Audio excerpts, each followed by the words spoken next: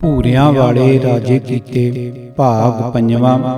ਬਾਬਾ ਬੰਦਾ ਸਿੰਘ ਬਹਾਦਰ ਵੱਲੋਂ ਸਰਹੰਦ ਪ੍ਰਾਂਤ ਦਾ ਬੰਦੋਬਸਤ ਤੇ ਜਗੀਰਦਾਰੀ ਪ੍ਰਥਾ ਖਤਮ। ਵਾਹਿਗੁਰੂ ਜੀ ਕਾ ਖਾਲਸਾ, ਵਾਹਿਗੁਰੂ ਜੀ ਕੀ ਫਤਿਹ। ਸਰਹੰਦ ਪ੍ਰਾਂਤ ਦੇ ਉਸ ਵੇਲੇ 25 ਪਰਗਣੇ ਸਨ।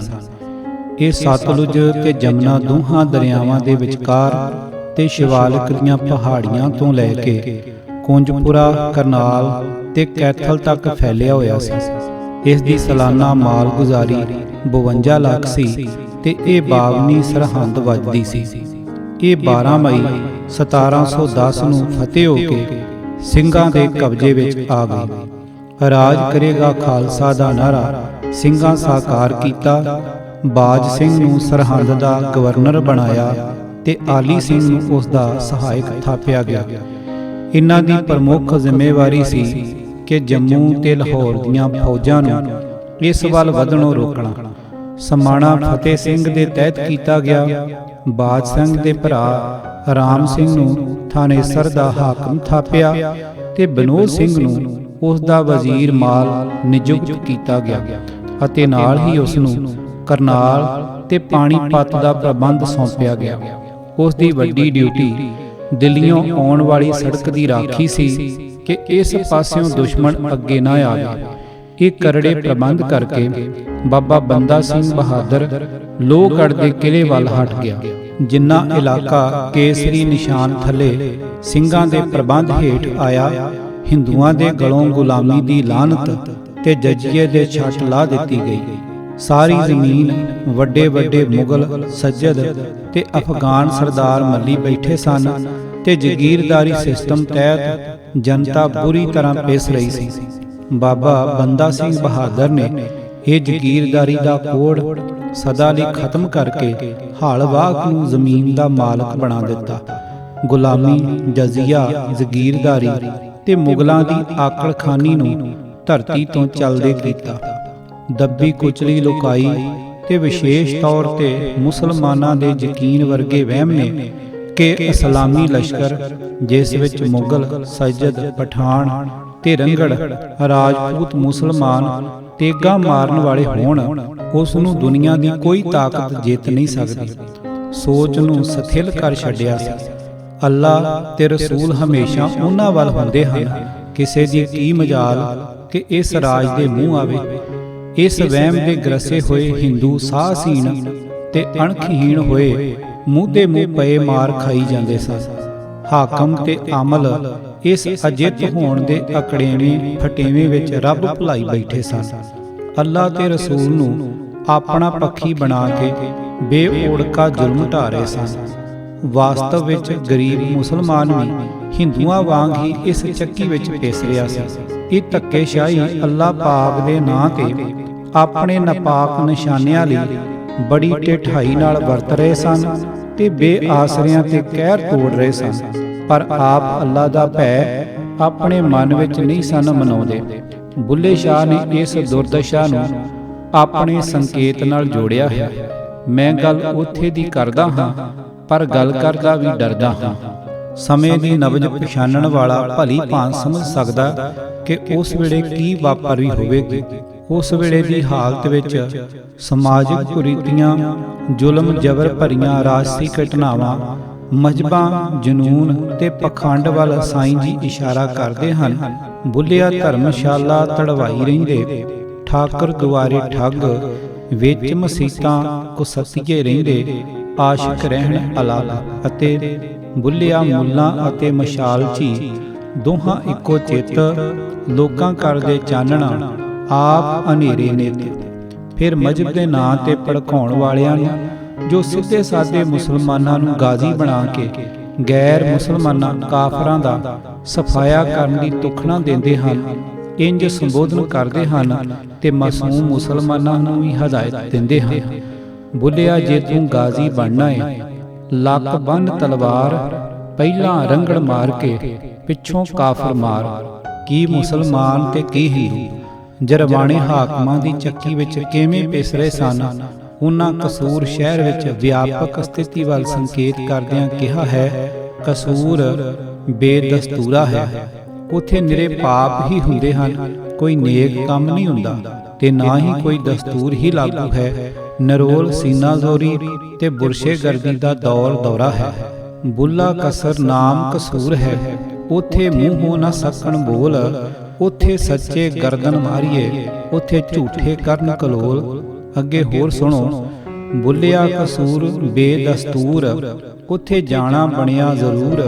ਨਾ ਕੋਈ ਪੁੰਨ ਨਾ ਦਾਨ ਹੈ, ਨਾ ਕੋਈ ਲਾਗੂ ਦਸਤੂਰ। ਇਹ ਦੇਗ ਵਿੱਚੋਂ ਇੱਕ ਦਾਣਾ ਟੋਹਣ ਵਾਲੀ ਗੱਲ ਹੈ। ਕਿਹੋ ਜਿਹਾ ਰਾਜ ਪ੍ਰਬੰਧ ਹੋਵੇਗਾ ਤੇ ਕਿਹੋ ਜਿਹਾ ਮੁਫਤੀ ਮੁਲਾਣਿਆਂ ਤੇ ਕਾਜ਼ੀਆਂ ਨੇ ਹਕੂਮਤ ਦੇ ਮੋਢਿਆਂ ਤੇ ਚੜ੍ਹ ਕੇ ਤਵੱਸਬ ਦਾ ਤਾ ਦੇ ਕੇ ਲੋਕਾਂ ਦਾ ਨੱਕ ਵਿੱਚ ਦਮ ਕੀਤਾ ਹੋਵੇਗਾ ਕਿ ਬੁੱਲੇ ਸ਼ਾਹ ਵਰਗਾ ਸੂਫੀ ਸੰਤ ਆਪਣਾ ਦਮ ਘੁੱਟਦਾ ਮਹਿਸੂਸ ਕਰਦਾ ਹੈ ਅਤੇ ਬਿਲਬਲਾ ਉੱਠਦਾ ਹੈ। ਇਸਲਾਮ ਵਿੱਚ ਸਿੱਕਾ ਮੁਲਾਣੇ ਦਾ ਹੀ ਚੱਲਦਾ ਰਿਹਾ ਹੈ।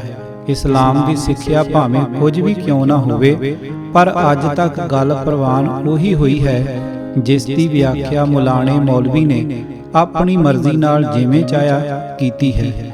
ਸੂਫੀ ਸੰਤ ਜੋ ਸਰਬੱਤ ਦੇ ਭਲੇ ਦੇ ਧਾਰਨੀ ਹੁੰਦੇ ਸਨ, ਮੁਲਾਣੇ ਦਾ ਟਾਕਰਾ ਨਹੀਂ ਸਨ ਕਰ ਸਕਦੇ। ਜਿੱਥੇ ਤੇ ਜਦ ਕੋਈ ਹੌਸਲਾ ਕਰਕੇ ਉਹ ਬੱਸ ਰਿਹਾ, ਜਿਉਂਦੇ ਦੀ ਖੱਲ ਲਵਾ ਦਿੱਤੀ ਜਾਂ ਸੂਲੀ ਤੇ ਟੰਗ ਦਿੱਤਾ। ਸ਼ਰਾਹ ਦੀ ਛੁਰੀ ਨਾਲ ਅਨੇਕਾਂ ਗਰਦਨਾਂ ਕੱਟੀਆਂ ਗਈਆਂ।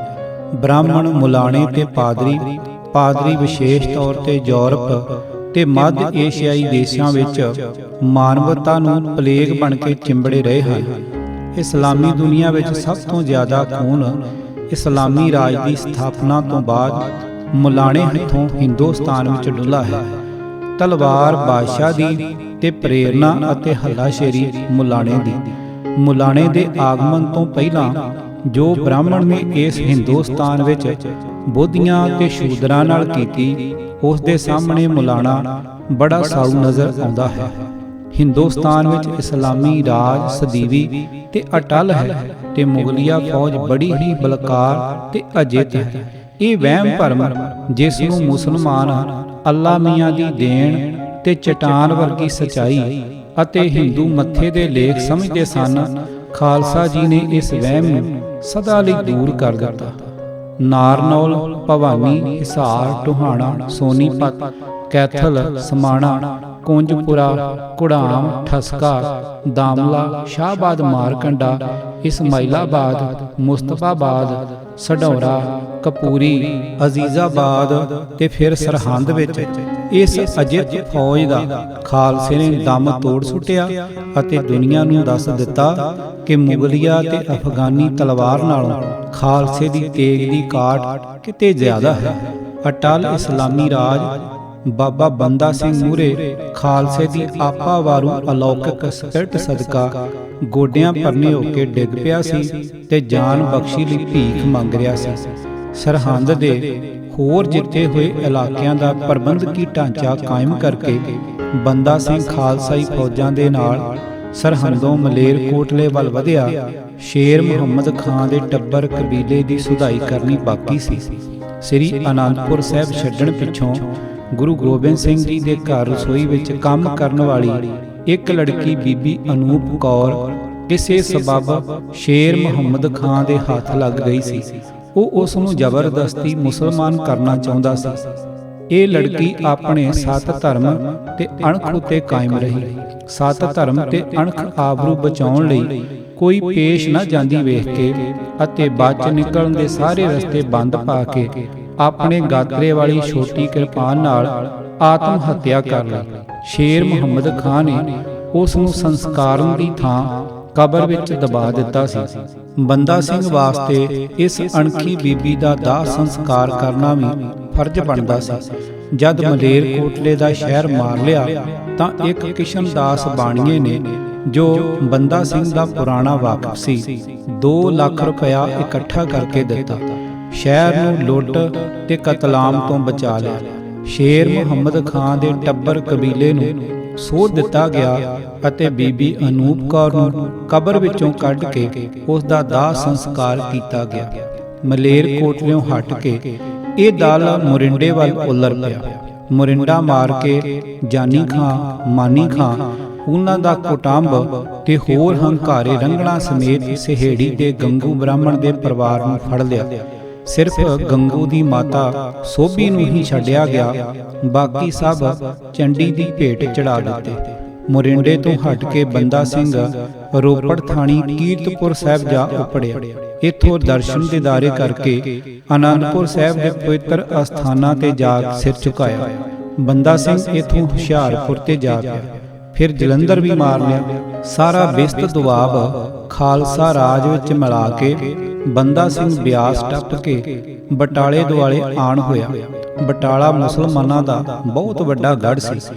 ਇਥੋਂ ਦਾ ਵਲੀ ਸ਼ੇਖ ਉਲ ਹਿੰਦ, ਜੋ ਇੱਕ ਵੱਡਾ ਧਾਰਮਿਕ ਆਗੂ ਵੀ ਸੀ, ਮੁਕਾਬਲੇ ਲਈ ਨਿਕਲਿਆ, ਪਰ ਪਹਿਲੀ ਝੜਪ ਵਿੱਚ ਹੀ ਮਾਰਿਆ ਗਿਆ। ਮੁਸਲਮਾਨਾਂ ਦੀਆਂ ਵਧੀਕੀਆਂ ਕਾਰਨ ਬਟਾਲੇ ਦੀ ਬੁਰੀ ਸ਼ਾਮਤ ਆਈ, ਬਹੁਤ ਖਲਕਤ ਮਾਰੀ ਗਈ। ਬੰਦਾ ਸਿੰਘ ਨੇ ਬਟਾਲੇ ਨੂੰ ਸੋਧ ਕੇ ਕਲਾਨੌਰ ਜਾ ਮਾਰਿਆ। ਡੇਰਾ ਬਾਬਾ ਨਾਨਕ ਜਾ ਕੇ ਗੁਰੂ ਸਾਹਿਬਾਨ ਦੀਆਂ ਪਵਿੱਤਰ ਵਸਤੂਆਂ ਦੇ ਦਰਸ਼ਨ ਕੀਤੇ, ਬਹੁਤ ਸਾਰਾ ਚੜਾਵਾ ਚੜਾਇਆ। ਇਸੇ ਤਰ੍ਹਾਂ ਸ੍ਰੀ ਅੰਮ੍ਰਿਤਸਰ ਸਾਹਿਬ ਦੇ ਦਰਸ਼ਨ ਕੀਤੇ ਤੇ ਬਹੁਤ ਸਾਰਾ ਧਨ ਪਦਾਰਥ ਦਰਬਾਰ ਸਾਹਿਬ ਨੂੰ ਭੇਟ ਕੀਤਾ ਗਿਆ। ਅੰਮ੍ਰਿਤਸਰ ਵਿਖੇ ਬੰਦਾ ਸਿੰਘ ਨੇ ਮਾਝੇ ਦੇ ਲੋਕਾਂ, ਖਾਸ ਕਰ ਨੌਜਵਾਨਾਂ ਨੂੰ ਪੱਲਾ ਫੇਰ ਕੇ ਸੱਦਿਆ ਤੇ ਕਿਹਾ ਕਿ ਉਹ ਅੰਮ੍ਰਿਤ ਛਕ ਕੇ ਗੁਰੂ ਵਾਲੇ ਬਣਨ, ਉਹਨਾਂ ਦਾ ਸਭ ਗੁੱਸਾ ਗਿਲਾ ਮੁਆਫ ਕਰ ਦਿੱਤਾ ਜਾਵੇਗਾ। ਬੰਦਾ ਸਿੰਘ ਤੇ ਖਾਲਸਾ ਫੌਜਾਂ ਦੀ ਚੜ੍ਹਤ ਵੇਖ ਕੇ ਮਝੈਲ ਟੱਬਰਾਂ ਦੇ ਟੱਬਰ ਉੱਠ ਖੜੇ ਹੋਏ ਅਤੇ ਅੰਮ੍ਰਿਤ ਪਾਨ ਕਰਕੇ ਖਾਲਸਾ ਜੀ ਵਿੱਚ ਅਭੇਦ ਹੋ ਗਏ। ਸਾਰਾ ਜੰਗਜੂ ਮਾਝਾ ਖਾਲਸਾ ਜੀ ਦੀ ਛਾਉਣੀ ਹੀ ਬਣ ਗਿਆ। ਪੰਜਾਬ ਲਾਹੌਰ ਤੇ ਲਾਹੌਰ ਪੰਜਾਬ ਸੀ। ਲਾਹੌਰ ਲੈਣਾ ਬੜਾ ਜ਼ਰੂਰੀ ਸੀ। ਨਗਾਰੇ ਤੇ ਚੋਟ ਪਈ ਤੇ ਬੰਦਾ ਸਿੰਘ ਲਾਹੌਰ ਵੱਲ ਚੜ੍ਹ ਪਿਆ। ਇਸ ਵੇਲੇ ਸੱਜਦ ਇਸਲਾਮ ਖਾਂ, ਜੋ ਲਾਹੌਰ ਦਾ ਗਵਰਨਰ ਸੀ, ਨੇ ਸ਼ਹਿਰ ਦੀ ਫਸੀਲ ਉੱਤੇ ਤੋਪਾਂ ਬੀੜ ਦਿੱਤੀਆਂ। ਲਾਹੌਰ ਦੇ ਆਸ-ਪਾਸ ਪਿੰਡਾਂ ਵਿੱਚ ਵਸਦੇ ਮੁਸਲਮਾਨ ਜਹਾਦ ਦੇ ਨਾਮ ਤੇ ਲਾਹੌਰ ਨੂੰ ਬਚਾਉਣ ਲਈ ਆਣ ਇਕੱਠੇ ਹੋਏ। ਸ਼ਹਿਰੋਂ ਬਾਹਰ ਚੜ੍ਹਦੇ ਦੱਖਣ ਵਾਲੇ ਪਾਸੇ ਕੁਝ ਫਾਸਲੇ ਤੇ ਬੜੀ ਖੂਨ-ਵੀਟਵੀਂ ਲੜਾਈ ਹੋਈ। ਦੋਵੇਂ ਧਿਰਾਂ ਬੜੇ ਜੋਸ਼ ਨਾਲ ਲੜੀਆਂ।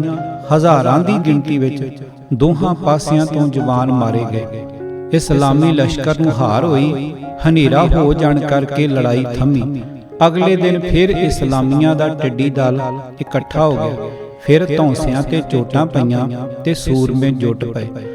ਅੱਜ ਕੱਲ੍ਹ ਨਾਲੋਂ ਵੀ ਜ਼ਿਆਦਾ ਇਸਲਾਮੀ ਲਸ਼ਕਰ ਦਾ ਨੁਕਸਾਨ ਹੋਇਆ। ਇੱਕ ਦੋ ਦਿਨ ਜੇ ਇਹ ਲੜਾਈ ਦਾ ਸਿਲਸਿਲਾ ਚੱਲਦਾ ਰਹਿੰਦਾ ਤਾਂ ਲਾਹੌਰ ਫਤਿਹ ਹੋ ਜਾਣਾ ਸੀ, ਪਰ ਬੰਦਾ ਸਿੰਘ ਨੂੰ ਪਿਛਲੇ ਜਿੱਤੇ ਇਲਾਕਿਆਂ ਦੀ ਪ੍ਰਬੰਧਕੀ ਪਕਿਆਈ ਲਈ ਬੜੀ ਕਾਹਲੀ ਨਾਲ ਪਿੱਛੇ ਜਾਣਾ ਪਿਆ। ਸ਼ਹਿਰ ਦੀ ਫਸੀਲ ਦੀ ਮਜ਼ਬੂਤੀ ਤੇ ਗਵਰਨਰ ਦੀ ਚੰਗੀ ਅਗਵਾਈ ਨੇ ਸ਼ਹਿਰ ਤਾਂ ਬਹੁਤ ਹੱਦ ਤੱਕ ਲੁੱਟੇ ਜਾਣ ਤੋਂ ਬਚਾ ਲਿਆ, ਪਰ ਸ਼ਹਿਰ ਦਾ ਉਦਾਲਾ ਪੁਦਾਲਾ ਕਈ ਕੂਹਾਂ ਤੱਕ ਬਿਲਕੁਲ ਹੀ ਬਰਬਾਦ ਹੋ ਗਿਆ। ਬੰਦਾ ਸਿੰਘ ਦੀ ਇਸ ਮੁਹਿੰਮ ਵਿੱਚ ਛੋਟੀਆਂ ਸ਼੍ਰੇਣੀਆਂ ਦੇ ਹਜ਼ਾਰਾਂ ਹਿੰਦੂ ਉਤਸ਼ਾਹਤ ਹੋ ਕੇ ਆਣ ਮਿਲੇ ਤੇ ਸਿੰਘ ਸੱਜ ਗਏ। ਜੂਨ 1710 ਈਸਵੀ ਵਿੱਚ ਬੰਦਾ ਸਿੰਘ ਲਾਹੌਰ ਦੁਆਲੇ ਸੀ। ਲਾਹੌਰੋਂ ਹਟ ਕੇ ਇਹ ਲਸ਼ਕਰ ਸਰਹੰਦ ਪਹੁੰਚਿਆ। ਲੋੜੀਂਦੀਆਂ ਪਕਿਆਈਆਂ ਕਰਕੇ ਇਲਾਕਿਆਂ ਦੀ ਨਿਗਰਾਨੀ ਕਰਦਾ ਹੋਇਆ ਉਹ ਲੋਹਗੜ੍ਹ ਮੁਖਲਸਗੜ੍ਹ ਆਪਣੀ ਰਾਜਧਾਨੀ ਪਹੁੰਚ ਗਿਆ। ਲਾਹੌਰ ਤੇ ਇਸ ਤੋਂ ਅੱਗੇ ਉੱਤਰ ਪੱਛਮ ਦੇ ਮੁਲਕ ਦੀ ਫਤਿਹ ਅੱਗੇ ਪਾ ਦਿੱਤੀ ਗਈ। ਸਰਹੰਦ ਵੱਲ ਨੂੰ ਆਉਂਦਿਆਂ ਬੰਦਾ ਸਿੰਘ ਨੇ ਸੁਣਿਆ ਕਿ ਜਮਨਾ ਗੰਗਾ ਦੇ ਵਿਚਕਾਰ ਇਲਾਕੇ ਭਾਵ ਅੱਪਰ ਗੰਗ ਦੁਆਬ ਦੇ ਮੁਸਲਮਾਨ ਬੜੇ ਅਕੜੇਵੇਂ ਵਿੱਚ ਹਨ ਤੇ ਕਿਸੇ ਨੂੰ ਪੱਲੇ ਨਹੀਂ ਬੰਨ੍ਹਦੇ। ਹਿੰਦੂਆਂ ਨੂੰ ਬਹੁਤ ਹੀ ਸਤਾਇਆ ਜਾਂਦਾ ਹੈ ਤੇ ਇਹ ਦੁਖੀ ਲੋਕ ਨਰਕ ਦਾ ਜੀਵਨ ਭੋਗ ਰਹੇ ਹਨ। ਖਾਲਸੇ ਨੇ ਬੰਦਾ ਸਿੰਘ ਬਹਾਦਰ ਦੀ ਅਗਵਾਈ ਵਿੱਚ ਇਸ ਪਾਸੇ ਵਾਗਾਂ ਮੋੜ ਲਈਆਂ। ਜਮਨਾ ਦਰਿਆ ਬੂੜੀਏ ਲਾਗੋਂ ਰਾਜ ਘਾਟ ਤੋਂ ਪਾਰ ਕਰਕੇ ਸਹਾਰਨਪੁਰ ਦੇ ਇਲਾਕੇ ਵਿੱਚ ਜਾ ਵੜੇ। ਸਹਾਰਨਪੁਰ, ਬੇਟ, ਨਨੌਟਾ ਅਤੇ ਜਲਾਲਾਬਾਦ ਨੂੰ ਜਾ ਮਾਰਿਆ। ਪਹਿਲਾਂ ਤਾਂ ਇਹ ਲੋਕ ਬਾਹਰੇ ਸਜਦਾਂ ਦੇ ਉਭਾਰੇ ਹੋਏ ਬੜੇ ਰੋਹ ਵਿੱਚ ਸਾਵੇਂ ਉੱਠ ਖਲੋਤੇ, ਪਰ ਜਦ ਖਾਲਸਾਈ ਤੇਗ ਦੀ ਕਾਟ ਵੇਖੀ ਤਾਂ ਤਾਬ ਨਾ ਲਿਆ ਸਕੇ ਤੇ ਅਧੀਨਗੀ ਪ੍ਰਵਾਨ ਕਰ ਲਈ। ਇਹ ਮੁਲਕ ਵੀ ਖਾਲਸਾ ਰਾਜ ਦੀ ਸਖਦਾਰੀ ਵਿੱਚ ਆ ਗਿਆ। ਹੁਣ ਭੂਰਿਆਂ ਵਾਲਿਆਂ ਦੇ ਰਾਜ ਦੀ ਹੱਦ ਰਾਵੀ ਤੋਂ ਗੰਗਾ ਤੱਕ ਤੇ ਲਾਹੌਰ ਦੀਆਂ ਕੰਧਾਂ ਤੋਂ ਲੈ ਕੇ ਪਾਣੀਪਤ ਤੱਕ ਫੈਲ ਚੁੱਕੀ ਸੀ। ਜਦ ਬੰਦਾ ਸਿੰਘ ਲਾਹੌਰ ਦਾ ਘੇਰਾ ਛੱਡ ਕੇ ਪਿਛਾਂਹ ਸਰਹੰਦ ਵੱਲ ਹਟ ਗਿਆ ਤਾਂ ਲਾਹੌਰ ਅਤੇ ਇਸ ਦੇ ਚੁਫੇਰੇ ਦੇ ਪਿੰਡਾਂ ਨੂੰ ਬੰਦਾ ਸਿੰਘ ਦੇ ਜਮਨਾ ਪਾਰ ਹੋਣ ਦੀ ਖਬਰ ਲੱਗ ਗਈ। ਇਸ ਦੂਰੀ ਕਾਰਨ ਮੁਲਾਣਿਆਂ ਨੂੰ, ਜੋ ਲਾਹੌਰ ਦੀ ਫਸੀਲੋਂ ਬਾਹਰ ਨਹੀਂ ਸਨ ਨਿਕਲਦੇ, ਜੋਸ਼ ਚੜ੍ਹ ਗਿਆ। ਸਿੱਖਾਂ ਦੇ ਖਿਲਾਫ ਜਹਾਦ ਲਈ ਹੈਦਰੀ ਝੰਡਾ ਖੜਾ ਕਰ ਦਿੱਤਾ। ਬੰਦਾ ਸਿੰਘ ਲਸ਼ਕਰ ਸਮੇਤ ਫਾਸਲੇ ਤੇ ਸੀ। ਥੋੜੇ ਸਿੱਖ ਪਿੰਡਾਂ ਵਿੱਚ ਸਨ। ਬਸ ਫਿਰ ਜੋਸ਼ ਦੀਆਂ ਕਾਗਾਂ ਚੜ੍ਹ ਆਈਆਂ। ਸ਼ਹਿਰ ਤੇ ਪਿੰਡਾਂ ਦੇ ਜੁਲਾਹੇ, ਮੋਚੀ, ਤੇਲੀ, ਨਾਈ, ਸੱਕੇ ਆਦਿ ਵੀ ਉੱਠ ਤੁਰੇ। ਮੁਲਾਣੇ ਜੋ ਕੱਲ ਤੱਕ ਚੂਹਿਆਂ ਵਾਂਗ ਖੁੱਡਾਂ ਵਿੱਚ ਦੜੇ ਬੈਠੇ ਸਨ, ਬੰਨਾਂ ਵਿੱਚ ਨਾ ਮਿਉਂਦੇ ਦਿਸਣ। ਸਿੱਖ ਵੀ ਆਪਣੇ ਸਥਾਨਕ ਜਥੇਦਾਰਾਂ ਦੀ ਅਗਵਾਈ ਵਿੱਚ ਉੱਠ ਖੜੇ ਹੋਏ। ਕਿਲ੍ਹਾ ਭਗਵੰਤ ਰਾਏ, ਜੋ ਲਾਹੌਰ ਦੇ ਲਾਗੇ ਹੀ ਹੈ, ਚਮਿਆਰੀ ਲਾਗੇ ਕੋਟਲਾ ਬੇਗਮ, ਅਜਨਾਲਾ ਤਹਿਸੀਲ ਜ਼ਿਲ੍ਹਾ ਅੰਮ੍ਰਿਤਸਰ ਤੇ ਫਿਰ ਭੀਲੋਵਾਲ ਜ਼ਿਲ੍ਹਾ ਅੰਮ੍ਰਿਤਸਰ ਵਿਖੇ 3 ਖੂਨ ਡੋਲਵੀਆਂ ਲੜਾਈਆਂ ਹੋਈਆਂ। ਤਿੰਨਾਂ ਵਿੱਚ ਹੀ ਹੈਦਰੀ ਝੰਡੇ ਵਾਲਿਆਂ ਨੂੰ ਬੁਰੀ ਤਰ੍ਹਾਂ ਹਾਰ ਹੋਈ। ਇਹ ਗਾਜ਼ੀ ਜਦ ਹਾਰ ਖਾ ਕੇ ਲਾਹੌਰ ਵਾਪਸ ਮੁੜੇ ਤਾਂ ਲੋਕਾਂ ਅੱਗੋਂ ਬੜੀਆਂ ਟਿਚਰਾਂ ਕੀਤੀਆਂ, ਪੁੱਛਣ ਕਿ ਉਹ ਹਰਿਆ ਹੈਦਰੀ ਝੰਡਾ ਕਿੱਥੇ ਰੱਖ ਆਏ ਹੋ, ਹੁਣ ਅਗਲਾ ਜਹਾਜ਼ ਕਦੋਂ ਛੇੜਨਾ ਹੈ। ਜਿਨ੍ਹਾਂ ਦੇ ਗਾਜ਼ੀ ਘਰੋਂ ਗਾਨੇ ਬਣ ਕੇ ਗਏ ਵਾਪਸ ਨਾ ਆਏ, ਉਹ ਮੁਲਾਣਿਆਂ ਨੂੰ ਪਿੱਟਣ ਕਿ ਔਂਤਰੇ ਛੇੜਾਂ ਛੇੜ ਕੇ ਆਪ ਘਰੀ ਮਰੇ ਰਹੇ ਹਨ। ਨਖੱਤਿਓ, ਹੁਣ ਆਪਣੇ ਕੋੜਮੇ ਨੂੰ ਲੈ ਕੇ ਹੋਵੋ ਉਹਨਾਂ ਜਵਾਈਆਂ ਦੇ ਮੂਹਰੇ, ਤੁਹਾਨੂੰ ਚਖਾਉਣ ਮਜ਼ਾ ਜਹਾਦ ਤੇ ਹੈਦਰੀ ਝੰਡੇ ਖੜੇ ਕਰਨ ਦਾ। ਤੁਹਾਨੂੰ ਤਾਂ ਪਿੰਡਾਂ ਦਿਆਂ ਨਵੇਂ ਬਣਿਆ ਸਿੰਘਾਂ ਨੇ ਹੀ ਦਬੋਚ ਲਿਆ। ਜੇ ਸਿੰਘਾਂ ਦਾ ਲਸ਼ਕਰ ਇੱਥੇ ਹੁੰਦਾ ਤਾਂ ਗਲ ਗਇਓ ਕੀ ਬਣਦਾ। ਜਦ ਬੰਦਾ ਸਿੰਘ ਲਾਹੌਰ ਘੇਰਾ ਬਣਾ ਲਿਆ ਸੀ, ਉਦੋਂ ਇਹ ਲੁੱਚੇ ਮੁਲਾਣੇ ਕਿੱਥੇ ਗਏ ਮਰੇ ਸਨ। ਜਿਹੜੇ ਬਚ ਕੇ ਆਗੇ ਹੋ, ਤਣੋ ਤਾਣੇ ਤੇ ਚਲਾਓ ਖੱਡੀਆਂ, ਜੁੱਤੀਆਂ ਸੀਵੋ, ਗੰਢੋ, ਰੂਹ ਪਿੰਜੋ, ਤੇਲ ਕੱਢੋ ਤੇ ਆਰਾਮ ਨਾਲ ਮਸ਼ਕਾਂ ਰਾਹੀਂ ਪਾਣੀ ਭਰੋ, ਆਪਣੇ ਟੱਬਰ ਪਾਲੋ। ਇਨ੍ਹਾਂ ਗਰਕੇ ਹੋਏ ਮੁਲਾਣਿਆਂ ਨੂੰ ਉੱਚੜ ਪੈਣੇ ਲੜਦੇ ਹੀ ਰਹਿਣੇ ਹਨ। ਤੁਸੀਂ ਕਿੰਨਾ ਕੁ ਚਿਰ ਇਹਨਾਂ ਦੀ ਹਲਾ ਤੇ ਲੜਦੇ ਮਰਦੇ ਰਹੋਗੇ। ਜਿਨ੍ਹਾਂ ਨਾਲ ਲੜਨ ਗਏ ਸੋ ਉਹਨਾਂ ਦਾ ਪਤਾ ਕਰ ਲਿਆ ਕਿ ਕੌਣ ਲੋਕ ਹਨ। ਉਹ ਤਾਂ ਸਿਰ ਤਲੀਆਂ ਤੇ ਧਰੀ ਫਿਰਦੇ ਹਨ। ਉਹਨਾਂ ਦੇ ਗੁਰੂ ਨੇ ਤਾਂ ਉਹਨਾਂ ਨੂੰ ਲੱਖਾਂ ਨਾਲ ਇੱਕ ਜਣੇ ਨੂੰ ਲੜਨ ਜੋਗਾ ਬਣਾਇਆ ਹੈ। ਤੁਸੀਂ ਨਲੀਆਂ ਵੱਟਦੇ ਤੇ ਰੂਹ ਪਿੰਜਦੇ ਹੀ ਉਹਨਾਂ ਵੱਲ ਉੱਠ ਤੁਰੇ। ਅਗਲਿਆਂ ਸੁੱਟ ਤਾਂ ਨਾ ਤੁਹਾਨੂੰ ਤਲਵਾਰਾਂ ਨਾਲ ਪਿੰਜ ਕੇ। ਮੁਲਾਣਿਆਂ ਦਾ ਕੀ ਗਿਆ। ਇਹੋ ਜੇ ਤਾਨੇ ਮਿਹਣੇ ਤੇ ਮਤਲਬ ਭਰੀਆਂ ਨਸੀਹਤਾਂ ਘਰ ਘਰ ਸੁਣੀਂਦੀਆਂ ਸਨ। ਘਰੀ ਘਰੀ ਮਾਤਮ ਵਿਛੇ ਪਏ ਸਨ। ਇੰਨੀ ਦਿਨੀ ਸਾਈਂ ਬੁੱਲੇ ਸ਼ਾਹ ਲਾਹੌਰ ਹੀ ਸਨ। ਗਾਜ਼ੀਆਂ ਦੀ ਚੜ੍ਹਾਈ ਤੇ ਫਿਰ ਮੰਦੇ ਹਾਲੀ ਵਾਪਸੀ ਉਹਨਾਂ ਅੱਖੀ ਵੇਖੀ ਸੀ। ਮੁੱਲਾ ਮੁਲਾਣਿਆਂ ਦੀ ਕਰਤੂਤ ਤੇ ਜੋ ਗਾਜ਼ੀਆਂ ਨਾਲ ਹੋਈ ਬਣੀ, ਉਹਨਾਂ ਉਸ ਵੱਲ ਬੜਾ ਸੋਹਣਾ ਇਸ਼ਾਰਾ ਕੀਤਾ ਹੈ। ਬੁੱਲਿਆ ਮੁੱਲਾਂ ਅਤੇ ਮਸ਼ਾਲ ਜੀ ਦੋਹਾਂ ਇੱਕੋ ਚਿੱਤ, ਲੋਕਾਂ ਕਰਦੇ ਚਾਨਣਾ ਆਪ ਹਨੇਰੇ ਨਿਤ। ਗਾਜ਼ੀਆਂ ਨੂੰ ਵੀ ਗੁੱਝੀ ਰਮਜ ਦੱਸੀ। ਬੁੱਲਿਆ, ਜੇ ਤੂੰ ਗਾਜ਼ੀ ਬਣਨਾ ਏ, ਲੱਕ ਬੰਨ ਤਲਵਾਰ, ਪਹਿਲਾਂ ਰੰਗੜ ਮਾਰ ਕੇ ਪਿੱਛੋਂ ਕਾਫਰ ਮਾਰ। ਭੂਰਿਆਂ ਵਾਲੇ ਰਾਜੇ ਕੀਤੇ ਭਾਗ 5। ਲੇਖਕ ਪ੍ਰਿੰਸੀਪਲ ਸਵਰਨ ਸਿੰਘ ਚੂਸਲੇਵਾੜ। ਆਵਾਜ਼ ਭਾਈ ਗੁਰਜੰਟ ਸਿੰਘ ਰੂਪੋਵਾਲੀ। ਵਾਹਿਗੁਰੂ ਜੀ ਕਾ ਖਾਲਸਾ, ਵਾਹਿਗੁਰੂ ਜੀ ਕੀ ਫਤਿਹ।